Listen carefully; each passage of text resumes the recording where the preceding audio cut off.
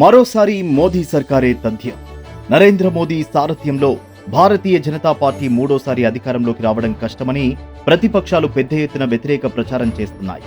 వాటికి కొందరు కుహానా వామపక్ష మేధావులు వంత పలుకుతున్నారు. మోదీ ఏమి మాట్లాడినా ఆయన ఆత్మరక్షణలో ఉన్నారని, ఓటమి భయంతో ఉన్నారని దుష్ప్రచారం చేస్తున్నారు. విచిత్రమేమంటే 2019లో కూడా వారు ఇదే విధంగా ప్రచారం చేశారు. కాంగ్రెస్ పునరుజ్జీవనం చెందుతోందని, ప్రతిపక్షాలు మునుపటి కన్నా బలోపేతమవుతున్నాయని లెక్కలు చెప్పారు. కానీ 2019లో కూడా అనేక రాష్ట్రాల్లో బీజేపీ అత్యధిక స్థానాలు సాధించింది.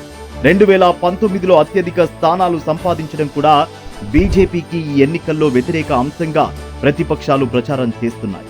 2019లో కంటే ఈసారి బీజేపీ ఎందుకు అధిక స్థానాలు సంపాదించలేదో, కొత్త ప్రాంతాల్లోకి ఎందుకు విస్తరించలేదో చెప్పేందుకు వారి వద్ద కారణాలు లేవు. ఉత్తరప్రదేశ్ ని ఉదాహరణ తీసుకుంటే ఈ రాష్ట్రంలో సమాజ్వాదీ పార్టీ, కాంగ్రెస్ కలిసి పోటీ చేసినందువల్ల వెనుకబడిన వర్గాలు, మైనారిటీలు సంఘటితమై ఇండియా కూటమికి మద్దతుగా నిలుస్తారని ఒక బూటకపు ప్రచారానికి కాంగ్రెస్ వ్యతిరేకులు తెరదించారు.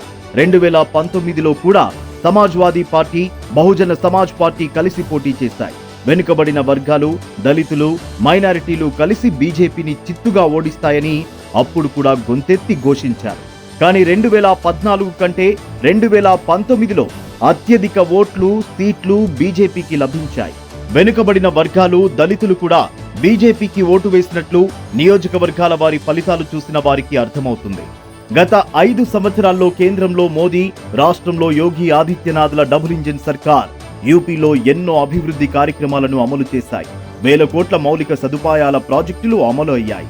ఎక్స్ప్రెస్ హైవేలు, రహదారులు, రైల్వే మార్గాలతో అధునాతన యూపీ ఆవిర్భవించింది. ఒకప్పుడు 2 విమానాశ్రయాలున్న యూపీలో ఇప్పుడు 10 ఉన్నాయి.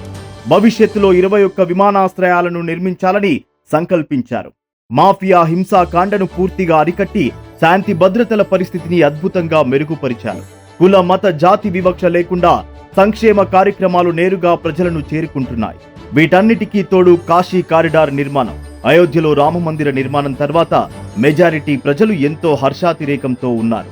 ఈ పరిణామాల వల్ల యూపీలో బీజేపీ సీట్ల సంఖ్య పెరుగుతుందా లేక తగ్గుతుందా? ఏం సాధించారని సమాజ్వాదీ పార్టీ, కాంగ్రెస్ కూటమికి ప్రజలు ఓటు వేస్తారు. అమేఠీలో గత ఎన్నికల్లో కేంద్ర మంత్రి స్మృతి ఇరానీ చేతుల్లో ఓటమి పాలు కావడంతో ఖిన్నుడైన రాహుల్ గాంధీ ఇప్పుడు నియోజకవర్గం ప్రజలకు ముఖం చాటేసి తల్లి చాటు బిడ్డగా ఆమె ప్రాతినిధ్యం వహించిన నియోజకవర్గం నుంచి పోటీ చేయడం సిగ్గుచేటు కాదా? పైగా యూపీలో కూటమి ప్రభంజనం వీస్తుందని ప్రగల్భాలు పలుకుతున్నారు. యూపీ మాత్రమే కాదు, బీహార్, ఉత్తరాఖండ్, హర్యానా, గుజరాత్, హిమాచల్, అస్సాం, ఢిల్లీ, తెలంగాణ, బెంగాల్ తదితర రాష్ట్రాల్లో బీజేపీకి అనుకూల పవనాలు ఉధృతంగా వీస్తున్నాయే కానీ తగ్గడం లేదు. మోదీ హయాంలో దేశం బలోపేతం కావడం తెలిసిన ఈ రాష్ట్రాల ప్రజలు మరొక పార్టీకి ఓటు వేసే అవకాశాలే లేవు. రాష్ట్రీయ జనతాదళ్కు కంచుకోట అని చెప్పే బీహార్లోని గోపాల్గంజ్లో కూడా ప్రజలు జో రామ్ కో లాయే హే హమ్ ఉన్కో లాయేంగే అని నినదిస్తున్నారని ఒక రాజకీయ విశ్లేషకుడు చెప్పారు. లాలూ ప్రసాద్ యాదవ్, ఆయన సతీమణి రబ్రీదేవి అరాచక పాలన, ఆయన బంధువుల అవినీతి వల్ల రాష్ట్రం కొన్ని దశాబ్దాల వెనుకకు వెళ్లిందని అక్కడి ప్రజలకు తెలుసు. గత 2 లోక్సభ ఎన్నికల్లో బీజేపీయే బీహార్లో అత్యధిక శాతం సీట్లు, ఓట్లు సాధించింది. ఈసారి కూడా బీహార్లో ఎన్డీఏ 50% పైగా ఓట్లు సాధిస్తుందని ఏబీపీసీ ఓటర్ జరిపిన సర్వేలో తేలింది. బీహార్లో 69% మంది నరేంద్ర మోదీని ప్రధానమంత్రిగా చూడాలనుకుంటున్నారని ఈ సంస్థ సర్వే తెలిపింది. దాదాపు 60% మంది ప్రజలు మోదీ పనితీరుపై వ్యక్తం చేశారు. నిజానికి ఈ అభిప్రాయం కేవలం బీహార్కు సంబంధించింది కాదు. దేశంలో అత్యధిక శాతం ప్రజానికం నరేంద్ర మోదీ పాలన పట్ల సంతృప్తిగా ఉన్నారు. ఇప్పుడు దేశంలో జరుగుతున్నది అసెంబ్లీ ఎన్నికలు కావని ప్రజలకు తెలుసు. అసెంబ్లీ ఎన్నికల్లో స్థానిక అంశాలు ప్రస్తావనకు వస్తాయి. కానీ లోక్సభ ఎన్నికల్లో జాతీయ స్థాయిలో అంశాలను ప్రజలు దృష్టిలో ఉంచుకుంటున్నారు. ముఖ్యంగా దేశంలో యువత పూర్తిగా ఇప్పుడు బీజేపీ వైపే ఉన్నదని ఎవరిని కదిలించినా అర్థమవుతోంది.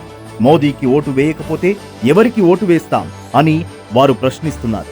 దేశంలో సగానికి పైగా మహిళలు మోదీకి ఏకపక్షంగా ఓటు వేయాలని కృతనిశ్చయంతో ఉన్నారు. బీసీలు, ఎస్సీలు, ఆదివాసీలకు మోదీకి మించిన నాయకుడు కనబడటం లేదు. 2019తో పోలిస్తే మోదీ సామాజిక పునాది మరింత విస్తరించిందే కానీ తగ్గలేదు. కారణం మోదీ అమలు చేసిన సామాజిక సంక్షేమ కార్యక్రమాలు, 2019లో కంటే ఇప్పుడు ప్రజలకు మరింత చేరువయ్యాయి. బీజేపీ అంటే అగ్రవర్ణాల పార్టీ అని ప్రతిపక్షాలు చేస్తున్న ప్రచారాన్ని స్వీకరించేందుకు ఇప్పుడెవరూ సిద్ధంగా లేరు. ఎందుకంటే రాజకీయంగా, ఆర్థికంగా దళితులు, ఆదివాసీలు, మహిళలు, బీసీలకు సాధికారికత కల్పించింది. ఈ వాస్తవం ఆ వర్గాల వారికి బాగా తెలుసు. 2009 లోక్సభ ఎన్నికల నుంచి కాంగ్రెస్ కు దాదాపు 10 నుంచి 11 కోట్ల మంది ఓటర్లు మద్దతు పలుకుతున్నారు. కానీ బీజేపీకి అందుకు రెట్టింపు ఓటర్లు అంటే 22 కోట్ల మంది మద్దతునిస్తున్నారు. నరేంద్ర మోదీ అధికారంలోకి వచ్చినప్పటి నుంచి బీజేపీకి 15 కోట్ల మంది ఓటర్లు అధికంగా పెరిగారు. ఇది పూర్తిగా నరేంద్ర మోదీ నాయకత్వం వల్ల వచ్చిన మార్పు.